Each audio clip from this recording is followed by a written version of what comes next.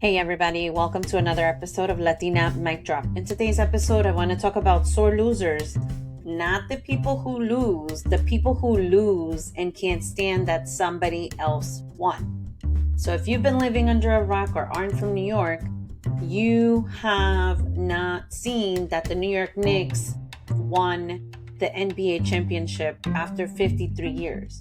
So this to me is super important because yes, they are creating history. Yes, they've had an amazing team. If you read into so many of those players, they all have such amazing stories behind who they are and what has led them to be here today. But what I haven't really heard too much about is when you meet your match and being on the other side, the losing team. What does that look like? What does that feel like? And what do you do when you meet your match? And how does this resonate with you all? Because we don't always get a chance to win. Not every single time will we be on the winning team.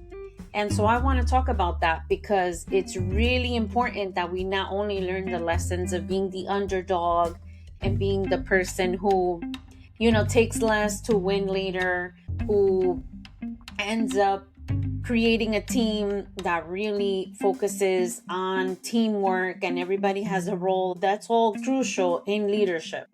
But today I want to talk about the other end, which is all those people that end up losing. I've been on the losing end recently because I haven't gotten a promotion. And it's been about 5 different jobs that I've gone for. And every single time I lost, and every single time I had to bring in a new person, I had to onboard them. Guess what? I'm not mad about it. Like, if they were the better choice and that's what they wanted, then that's what they get.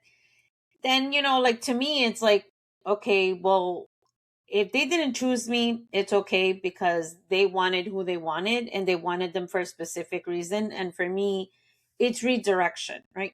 Either I need to learn something more, I'm missing something that I don't see quite yet, or it just wasn't my time. I need to keep going.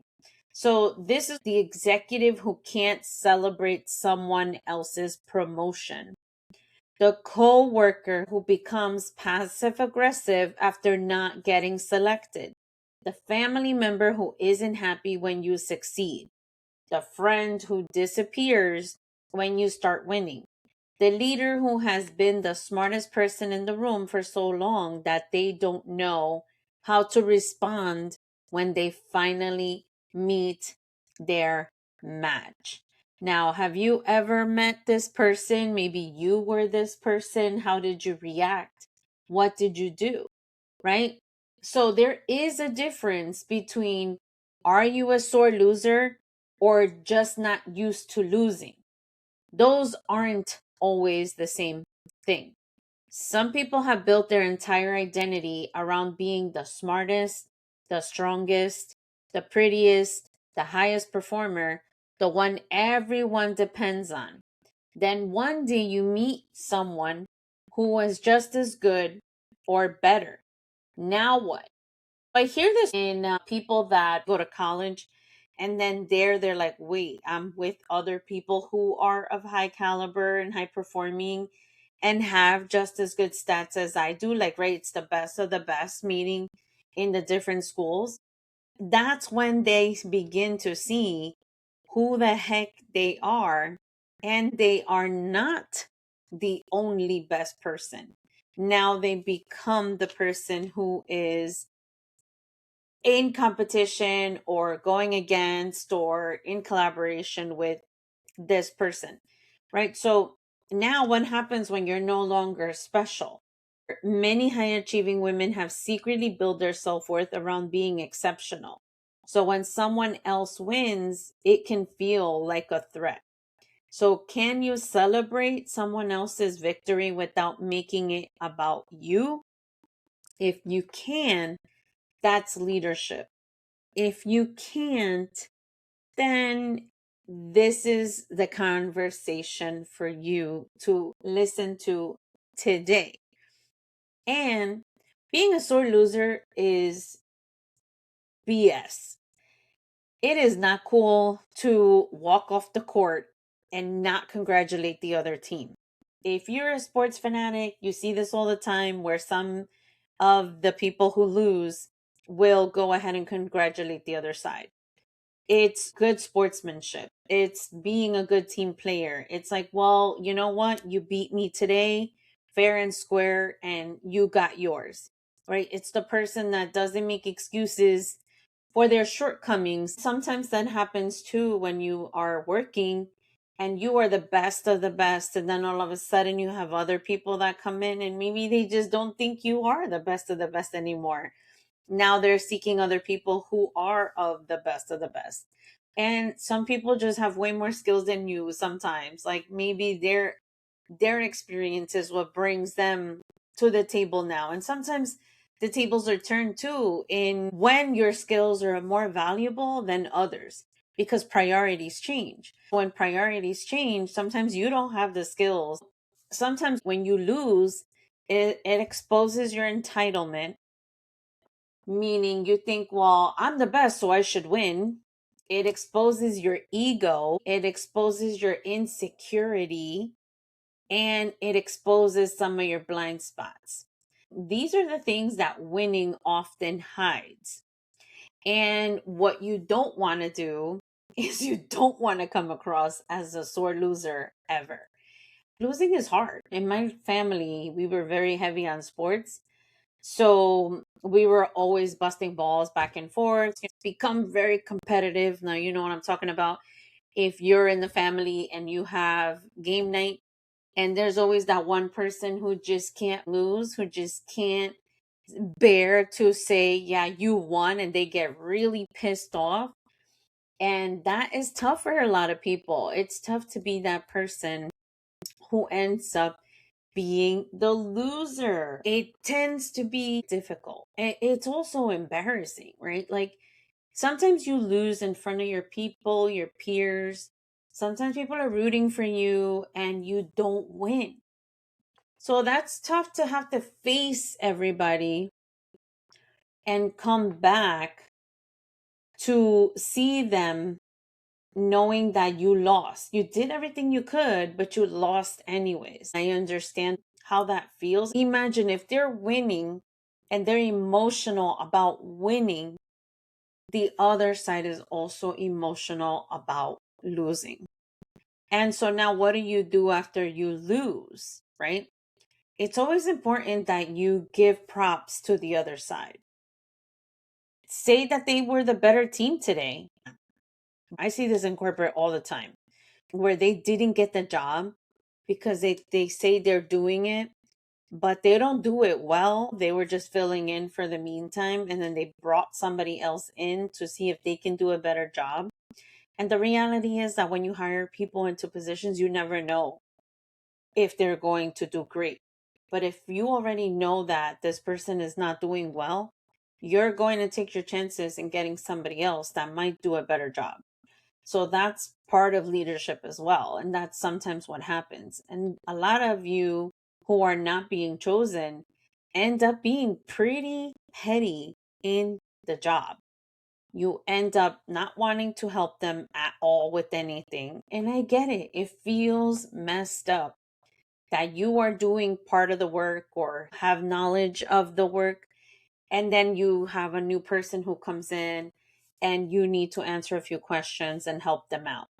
I have had to help out my supervisors and managers my entire career. There has never been a job that I haven't had to do that. One way or another, I had way more information than them because I'm closer to the processes, to the work. Therefore, it would be ridiculous for me not to help them. At least that's how I see it. But so many people who do not get the job end up looking worse because you just continue to, it's like you're digging yourself in the hole. Like you're digging yourself in the hole. Like, don't do that. Help yourself out and be a good sport. And you know what? sometimes it's like, how can I look inside to see what I'm missing, to see what is happening? So, like, for me, I've been thinking about it, and being on the losing end has really taught me a lot of great things. Me losing my executive sponsor was the best thing that ever happened to me. It was actually a gift. So, just like when Hart missed that layup, right? They asked JB, Jalen Brunson, what was the pivotal moment in game 4? And if you didn't watch game 4, go back and watch it, because them coming back from a 29-point lead that the other team had was amazing to see. Them chipping at the deficit is exactly what's going to get you there. And what did he talk about when they asked him what was the pivotal moment? It was the moment when Hart didn't make that layup as they were trying to get back into the rhythm to win. Right? So that was the pivotal moment, not the OG tip into the basket that was like historic and led to the win finally. But it was the fact that he said, okay, you can either hold on to that mistake that you made, or you can get your ass back up and continue to go. Right? So that's what happens sometimes. These losses make us feel like it's a huge mistake, and sometimes they are. Sometimes they do become big mistakes. And I've been there where I've made big mistakes. I can count about 3 to 5 that were huge and detrimental to me, to my relationships, to my family, to the well-being of myself and others. And had I not made those mistakes, I would have not learned, and I would have not found myself. And that's the difference, because sometimes it's mistakes that we make. Sometimes we don't know what we don't know. I can tell you that I have grown exponentially in these past 5 years because I have worked with a coach. And not just worked with one coach, I've worked with various coaches. I can stay on top of my blind spots. And there are stories that sometimes I tell myself that I didn't even know were ingrained in me, that I don't need to be telling anymore. And unless somebody else sees it, you can't find it. So that's why the coaches are super important too. Even in an NBA, like they were talking about the coaches and everybody who gave them a pep talk and everything like that. And being on the losing end does feel bad, could be embarrassing, but it doesn't have to be the end of your story, right? It could be part of your story. The same way that the 29-point game deficit was for the New York Knicks. I was thinking to myself, damn, that was just part of their freaking historic win. Sometimes it's part of our story, but it doesn't have to be the end of our story. Being able to lose and being a sore loser are two different things. So consider which one is best for you. I consider that, to me, the better side is being good at losing. It's like, don't be afraid to fail, right? People say that, but it's really freaking hard. It's not easy, especially when you're working so hard to get to that promotion, to get to the next level, to make more money, to be chosen for a talk. Everything you're working your ass towards, and you don't get chosen, and you don't win, and you don't get, it is just as uncomfortable to win too. But today I want to focus on being the sore loser part, or thinking that you are a sore loser. And it really does lead to disappointment sometimes, but the disappointment can also teach you a lesson. Just like everything that I talk about, just like everything that I say, we can learn from good things and bad things. There's always a good and bad, and there's always lessons in all of it. And we need to be able to look at both sides and not just be one-sided people. Our humanity is relevant in everything that we do, even when we lose. Having the emotional ability to understand that, hey, yep, I lost. They were the better team today. They were the better person today. They chose that person. All of those things lead to who you become tomorrow. And it's important that go through your feelings, go through your emotions, but think about how you come across and think about what it is. And listen, I'm not about always the opinions of others. It's not about that. It's just like for yourself.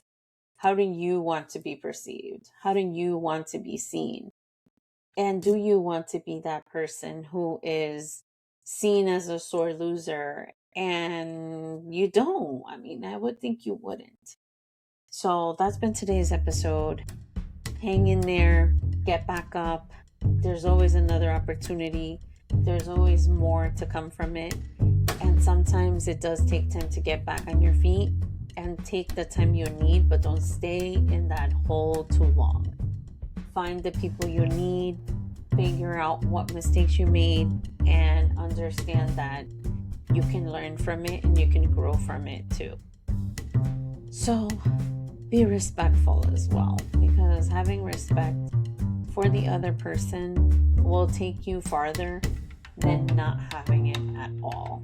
And don't think that you're the only person that can teach somebody. Most of the time, they can teach you something too. Thank you for tuning in. I'll see you on the flip side.